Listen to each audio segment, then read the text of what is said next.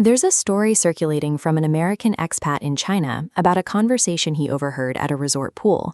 It involved a Brit, an Australian, and a Pakistani businessman. They weren't discussing the scenery. They were laughing at the political instability of the United States. The Australian businessman was particularly blunt. He noted that while America used to be their closest ally, he now found he had a much more stable and predictable business relationship with China. To these partners, Washington has become unreliable. Jonathan Schulman's Pew Research tracks a steady decline in global views of the U.S. Most concerning is the data on democracy itself. Across 24 countries, most people say the American system used to be a good example to follow, but is no longer. This isn't just a matter of hurt feelings. It is forcing longtime allies in Europe to openly discuss strategic autonomy.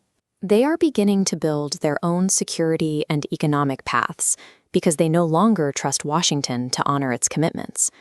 For a century, American power relied on soft power, the ability to get others to want what you want.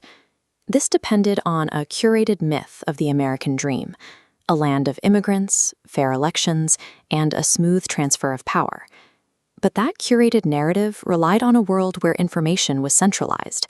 That world ended with the smartphone. Social media platforms like TikTok effectively handed the microphone to everyone. State-approved diplomatic messaging now has to compete with billions of individual perspectives, uploaded in real time. It's hard to maintain a reputation as the world's policeman when the rest of the world can scroll through footage of billion-dollar bombs dropped abroad, right next to videos of racialized domestic violence at home.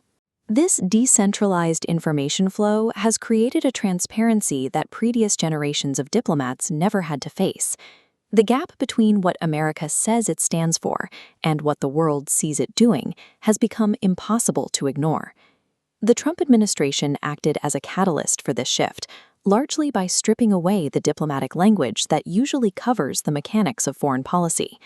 He began saying the quiet parts out loud, demanding oil from sovereign nations, imposing tariffs on allies, and openly threatening to leave NATO. Domestically, his approach to immigration shattered the long-held ideal of America as a welcoming nation. The border wall became a physical illustration of a country that was increasingly viewed as hostile toward the very immigrants it once claimed to champion. The current leadership did not create American imperialism, but by operating so brazenly, they removed the diplomatic mask.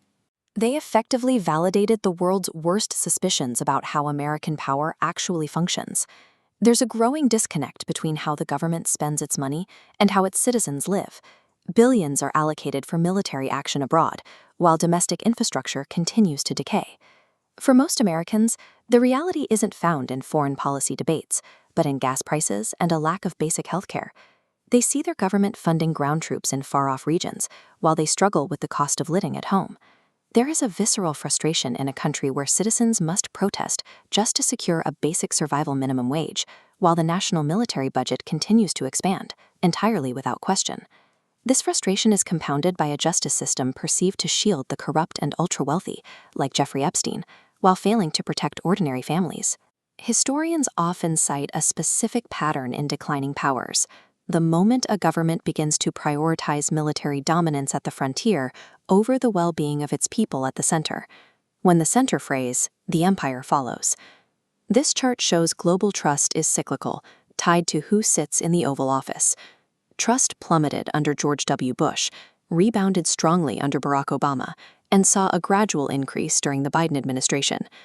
But even if numbers rise under a new leader, the underlying foundation has shifted. The internet created a permanent, decentralized record of the country's actions. No future administration can simply reset the clock to a time before the world saw what was happening behind the curtain.